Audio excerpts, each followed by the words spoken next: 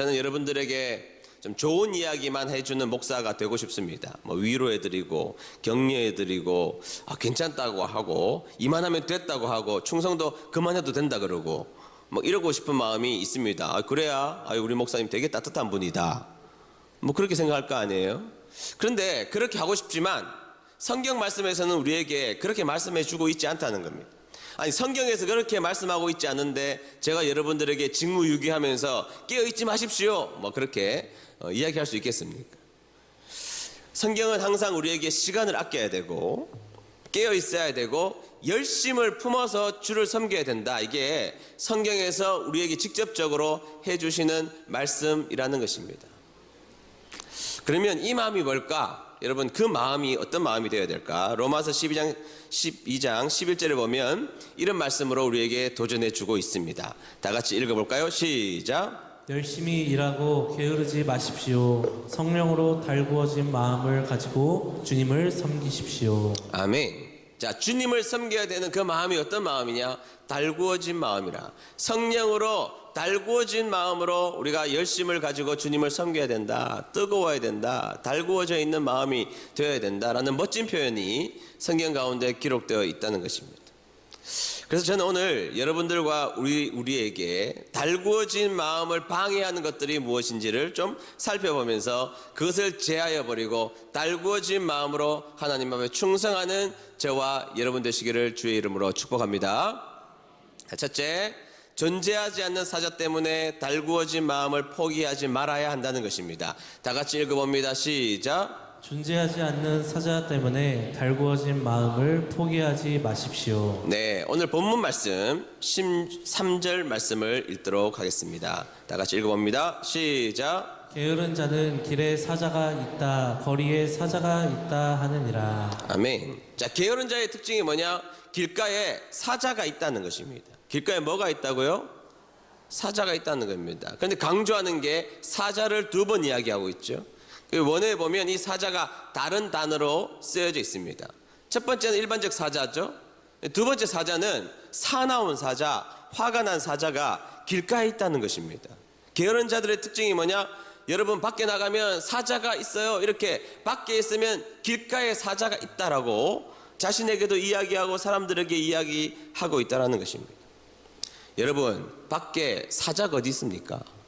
여러분, 길가에 사자 있습니까? 자, 여러분, 예배 드리고 밖에 나가면 사자 있습니까? 개 한 마리도 지금 없을걸요?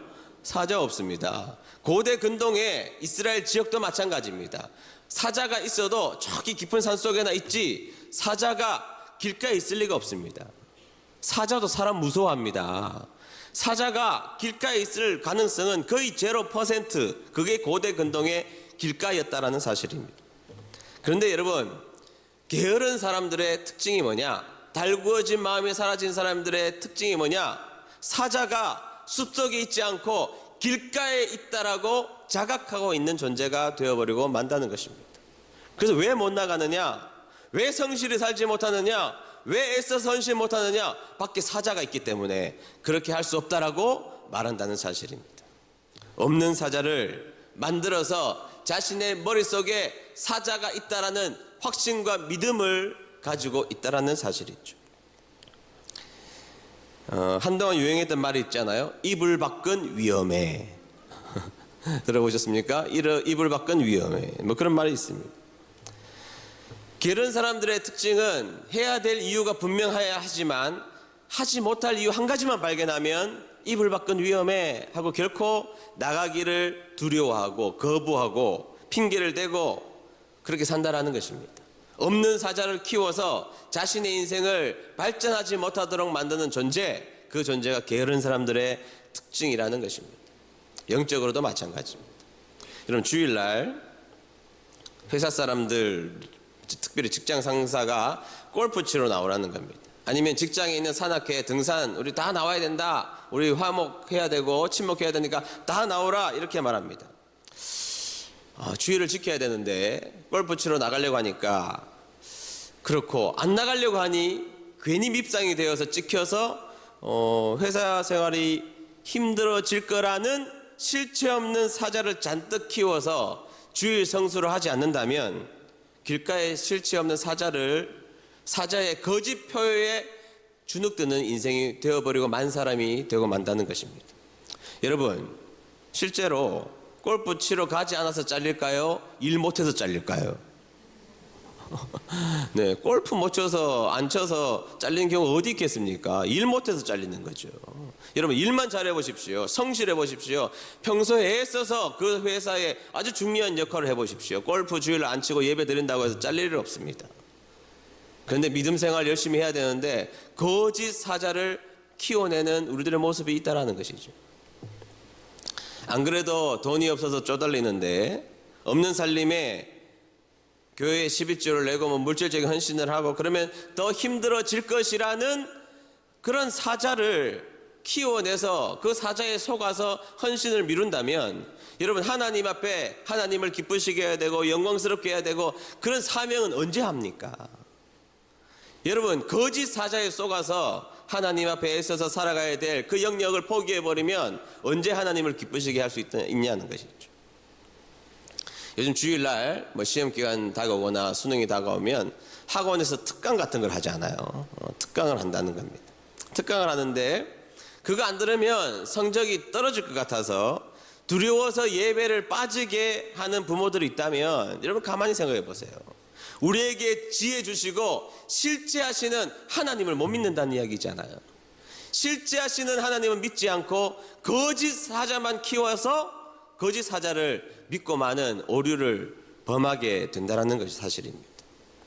여러분, 우리가 믿음이 있다 이 말이 무슨 말이죠? 우리에게는 믿음이 있다 이 말은 내가 약해도 우리 하나님은 강하시고 세상이 아무리 커도 하나님 더 크시고 내 문제가 아무리 커서 내를 함몰시키려고 해도 건지시는 분은, 건지실 수 있는 능력이 있는 분은 내가 믿는 하나님이시라고 믿는 것이잖아요.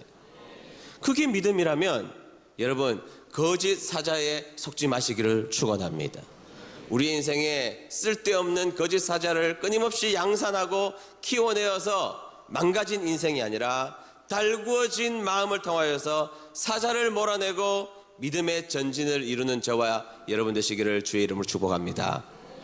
둘째, 안락한 침대 때문에 달구어진 마음을 포기하지 말아야 된다는 사실입니다. 다 같이 읽어봅니다. 시작. 안락한 침대 때문에 달구어진 마음을 포기하지 마십시오. 14절 보실까요? 14절 말씀 읽겠습니다. 시작. 문짝이 돌적이를 따라서 도는 것 같이 게으른 자는 침상에서 도느니라. 아멘. 네. 성경에서 이 게으른 자에 대해서 조금 유머스럽게 표현하는 것이잖아요.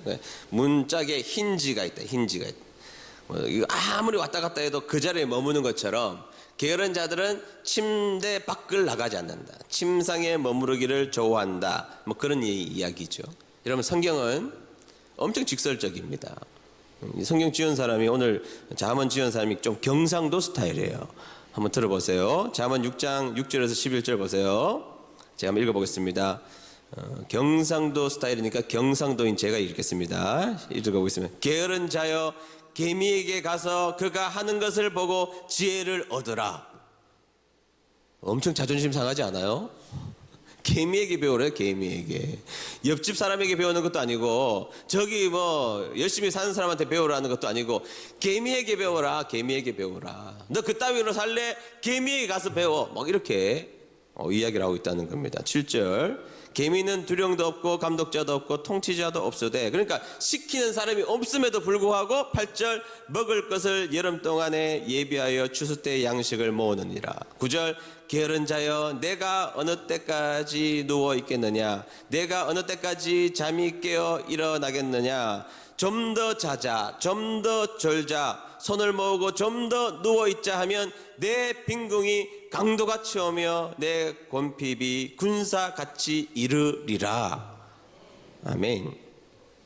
성경에서 뭐라고 그럽니까? 침대에 머물러서 나는 이불 밖은 싫어, 이불 안이 좋아, 내 삶에 대한 발전도 없고 게을러 있는 그 사람에게 개미에게 가서 배워라. 개미에게 가서 배워. 자존심 상하죠. 근데 여러분, 이 말씀을 마음속에 새겨 듣지 않으면, 10대 때 이렇게 하지 않으면, 20대 이렇게 살지 않으면, 30대 40대 내 인생 가운데 그렇게 살지 않으면 평생 자존심 상할 일만 생깁니다. 여러분, 우리가 우리 자녀들에게 공부 열심히 좀 하라, 그 말이 뭐예요? 내가 살아보니 자존심 상했다는 거예요. 너희들은 정말 자존심 다치지 말고 살려면 10대 때 열심히 공부해야 돼, 그 얘기하는 거예요. 성경에는 안락함에 빠져 살면 개미에게 가서 배우라, 이게 성경에서 우리에게 말하는 진리라는 것입니다. 제가 미국의 휴스턴에 집회를 갔습니다. 집회를 갔는데 미국 남자분하고 결혼해서 성공한 인생을 산 어떤 할머니가 계셨는데, 그 미국 남자분 일찍 돌아가셨어요. 그래서 이제 아주 성공한 삶을 살다가 남편 일찍 보내고 이제 홀로 대신 여자 할머니 집사님 집에서 이제 저희들의 호스트가 되셔서 저와 아내가 거기에서 묵은 적이 있습니다. 집사님 연세가 70대 후반이시거든요. 70대 후반이신데 얼마나 씩씩하신지 몰라요. 신체 나이는 50대도 안 되는 것처럼 느껴지는 정도입니다. 이제 거기 갔는데 산책을 가자고 하시더라고요. 산책을. 난 침대에 누워 있고 싶은데 산책을 가자고 이렇게 말씀하셔서 1시간 반 같이 산책을 다녔거든요. 그런데 걸음이 얼마나 빠르신지 제가 따라가지를 못하겠다. 여러분, 여름에 휴스턴 진짜 덥거든요. 습기도 많고. 그런데 이분이 뭐라 그러시는가 하면, 목사님, 저는 아주 큰 비가 오거나 그렇지 않으면 1시간 반씩 꼭 산책을 합니다. 1시간 반씩. 그 걸음으로 1시간 반씩 꼭 산책을 합니다. 그리고 우리 담임 목사님이 얼마나 성경 공부를 많이 시키시는지 매일같이 그 숙제하느라고 매일같이 숙제하는데 힘들어 죽겠다는 겁니다. 힘들어 죽겠다는 거예요. 매일같이 성경 공부하신다. 이분은 영어가 한국말보다 훨씬 더 편하신 분이거든요. 근데 한국말로 성경 공부를 따라가려니 매일같이 앉아서 공부하신다고요. 매일같이. 너무 힘들다는 거예요. 너무 힘들다는 거예요. 너무 힘든데 담임 목사님이 숙제를 그렇게 많이 내주셔서 매일같이 그 숙제하고 산다는 거예요. 여러분, 담임 목사님은 그 정도는 아니잖아요. 매일같이 숙제한다는 거예요. 매일같이. 그런데 그분이 이렇게 이야기하시더라고요. 목사님, 그런데요, 제가 살아보니 나를 괴롭히지 않으면 내가 성장하지 않아요. 목사님, 제가 살면서 깨달은 것, 내가 싫어하는 일을 많이 해야 되더라고요. 그런 이야기를 해요. 제가 강사로 갔다가 배우고 왔다니까요. 내가 싫어하는 일을 해야 된다는 거예요. 내 본성이 거스르는 일들을 자꾸 해야 성장하고 성숙하고 발전할 수 있다는 겁니다. 여러분, 인간관계도 넓어지려면 내 본성과 거스르는 그 사람하고 함께 해야 잘하는 것이죠. 아멘. 여러분, 내가 심폐기능이 늘어나려면 내가 하기 싫은 운동을 해야 내 심폐기능이 늘어나는 것이에요. 신앙적 실력도 내가 하기 싫은 헌신도 감당해야 내가 성장하는 것입니다. 싫은 일을 해야 복된 사람이 되더라, 그렇게 말씀하시더라. 얼마나 귀한 고백인지 몰랐습니다. 여러분, 우리를 성장시키는 것은 가만히 보면 내 본성에 거스르는 것들 뿐입니다. 몸에 좋은 것은 맛있어요, 맛없어요? 맛없어요. 입에 딱 맞는다, 그 몸에 안 좋은 거예요. 딱 맞는 거 몸에 안 좋은 거예요. 입에 뭔가 부족하고 뭔가 안 좋은 것이 건강에도 좋은 겁니다. 좋은 운동은 힘들어요, 안 힘들어요? 안 힘든 것은 운동이 안 됐다, 그 얘기예요. 나 운동 1시간 했는데 하나도 안 힘들어, 이 말은 운동이 안 되는 운동을 했다는 이야기입니다. 여러분, 진짜 그래요. 여러분, 신앙의 헌신 무거워요, 안 무거워요? 안 무거우면 데미지 있는 충성을 안 했다는 이야기예요. 그런 거를 해내야 성장하는 겁니다. 내가 감당하기 어려운 일들은 때로는 감당해야 신앙의 근육도 자라고 우리의 인생이 복된 인생이 되게 될 줄로 믿습니다. 솔로몬이 어느 날 왕이니까 지방 순시를 간 것 같아요. 가다가 어떤 집을 탁 보고 이런 이야기를 합니다. 잠언 24장 30절에서 32절 제가 읽겠습니다. 내가 게으른 자의 밭과 미련한 자의 포도원을 지나가 보니, 그러니까 솔로몬이 지나가다가 미련한 자의 밭과 포도원을 이렇게 봤다는 겁니다. 그 얘기죠. 그러니까 순시를 한 거죠. 그러니까 이렇게 이야기합니다. 31절 가시덤불이 사방을 덮고 잡초가 무성하였으며 돌담은 여기저기 무너져 있었다. 32절 내가 유심히 관찰하고 생각을 많이 하여 깨우친 것이 많도다. 깨우친 것이 많도다. 다 손실을 다녀보니까 게으른 자의 집에 보니까 잡초가 무성하고 돌담이 다 무너져 있는 겁니다. 그것을 보면서 솔로몬이 깨우친 게 많도다. 뭘 깨우쳤겠어요? 아하, 저 사람의 인생 가운데 하나님이 정해주신 돌담이 있었는데 그 돌담을 복되게 돌담 안을 돌담 안팎을 잘 관리하여서 깨끗하고 성실하게 살아가야 될 책임이 있는데 성실하지 못한 자의 인생이 저런 인생이 되고 마는구나. 여러분들의 돌담이 무너져 있지 않습니까? 옛날에는 그렇게 신앙의 돌담을 잘 쌓고 사시다가 어느 순간에 무슨 이유인지 몰라도 무너진 돌담이 여러분들의 인생의 돌담이 되어 있지 않습니까? 하나님이 우리에게 맡겨주신 기업에 분복이 있는데 나의 게으름으로 말미암아 그 돌담이 무너져 있는 우리들의 인생이 있지는 않습니까? 여러분, 막 되게 우리가 똑똑한 것 같잖아요. 똑똑한 것 같고 내가 판단이 다 옳은 것 같지만 그 판단으로 하나님 말씀에 불순종하여 우리들의 인생의 돌담이 다 무너져 있다면 하나님이 우리를 어떻게 보시겠습니까? 인생에는 돌담이 있습니다. 내가 책임져야 될 가정의 돌담도 있고 교회의 사명의 돌담도 있고 우리에게 주어진 돌담이 있습니다. 책임지며 살아가는 저와 여러분 되시기를 주의 이름으로 축복합니다. 물론 살다가 보니까 너무 극심한 고난과 어려움을 겪는 분들이 계십니다. 그럼 무거운 짐에 눌려서 하루를 버티는 것도 어려운 분들이 우리 교회에도 있다고 생각합니다. 삶의 의미가 뭔지, 내가 살아가는 것이 의미가 있는지, 그런 분들은 고통을 떠받치고 살아가시는 그분들은 견뎌내는 것만 해도 고마운 일이죠. 견뎌내야죠. 그때는 견뎌내야 되고 그냥 버티는 것만 해도 너무너무 잘하시는 것이죠. 그 자체가 귀하고 감사하고 박수를 받을 만한 일이라고 생각합니다. 그런데 또 한편으로는 우리 인생에 평온함이 찾아올 때가 있잖아요. 뭐 인생이 다 어렵습니까? 다 고통만 있습니까? 살다가 보니 어느 순간에는 인생에 평온함이 찾아올 때가 있다. 그때는 성경 말씀처럼 공고한 날을 준비해야 됩니다. 공고한 날을 준비하며 기도하고 하나님 의지하고 말씀 붙들고 내 돌담을 지켜 싸우며 주위의 사람들에게 사랑을 베풀고 공고함이 오기 전에 이 평온한 삶이 있을 때는 더 부지런하게 나의 인생을 살아가는 인생이 되어야 할 줄로 믿습니다. 사람은 공고하면 게을러지고 공고하면 부지런해지고 평온하면 게을러지는 속성이 있다 이 말이에요. 여러분, 그것을 지속하기 위해서 아니면 공고함이 내 인생을 압도하기 전에 평온할 때 기도도 쌓아놔야 되고 다른 사람 위한 헌신도 해야 되고 하나님을 위한 충성도 해야 할 줄로 믿습니다. 그래서 침대의 안락함에 쏘가서 돌담을 흩어버리는 모습이 우리에게 있다면 오늘 기도해야 됩니다. 주님, 우리에게 달구어진 마음을 허락해 주십시오.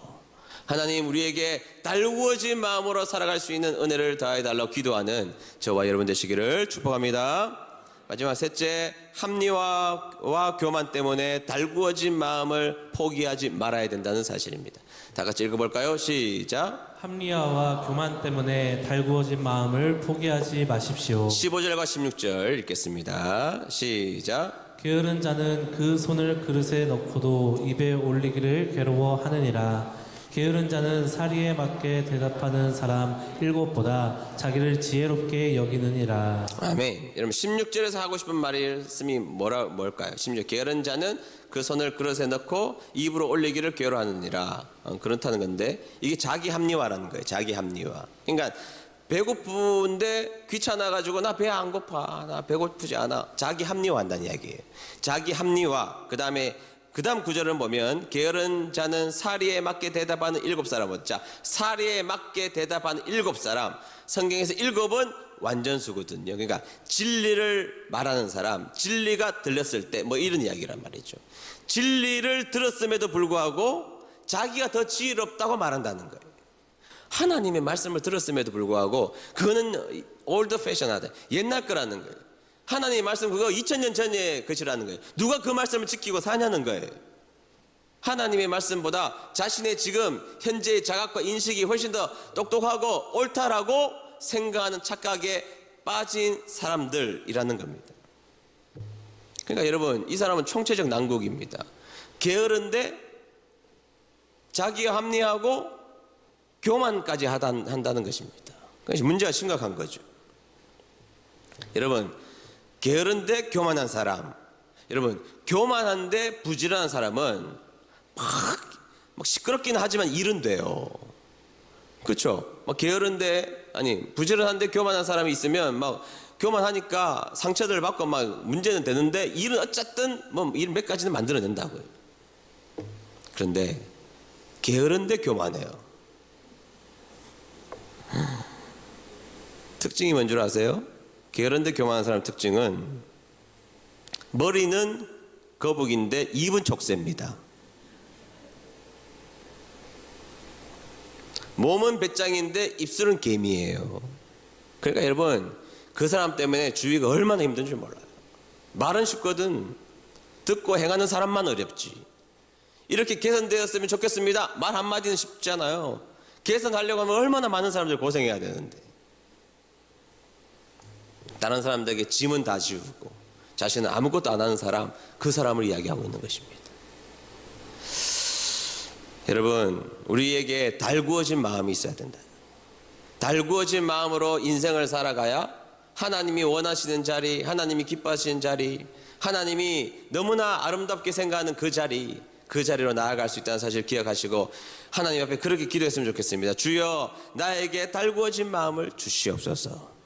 그렇게 기도하는 저와 여러분 되시기를 축복합니다. 프랑스 문학가 장 콕토라는 사람이 이런 이야기를 했습니다.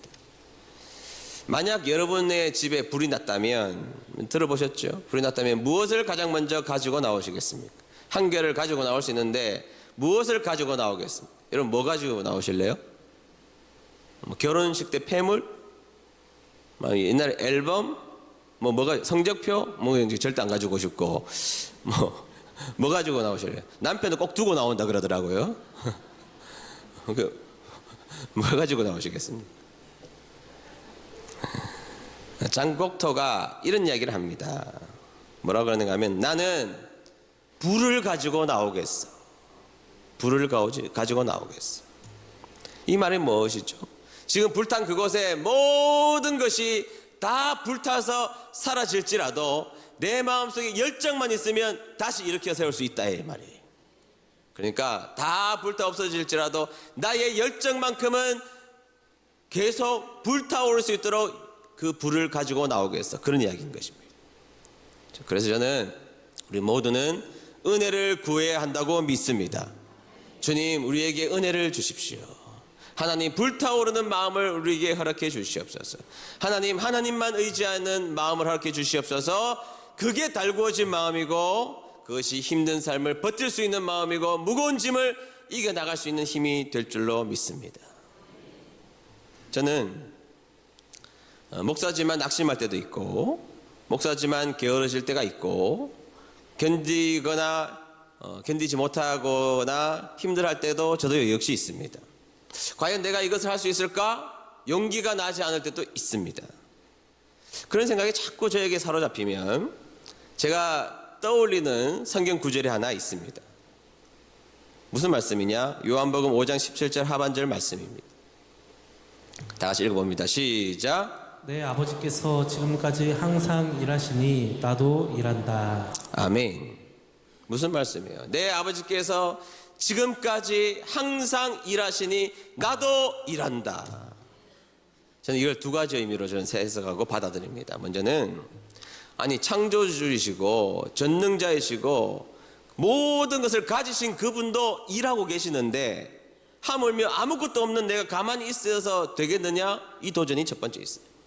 모든 것을 하실 수 있고 모든 것을 가지고 있는 하나님도 지금 일하고 계시는데 아무것도 없는 내가 일하지 않을 수 있을까? 일해야 된다. 이 첫 번째 저에게 주는 도전이고, 두 번째는 내가 낙심하거나 좌절하거나 있는 이 마음속에 하나님이 나를 위해서 일하시고 그분이 나를 사랑하시는데 내가 못 살 이유가 뭐 있으며 못할 이유가 뭐가 있냐 하면 된다는 것이죠. 여러분 꼭 기억하셨으면 좋겠습니다. 내 아버지께서 지금까지 항상 일하시니 우리는 일할 수 있습니다. 일해야 되고 일할 수 있다라고 믿습니다. 은혜를 구하시면 하나님이 나에게 달구어진 마음을 허락하여 주신다는 사실을 꼭 기억하시고 하나님 우리에게 은혜를 주십시오. 달구어진 마음으로 나에게 주어진 인생을 귀하게 살아가는 우리 모두가 되겠습니다 라고 다짐하는 저와 여러분 되시기를 주의 이름으로 축복합니다.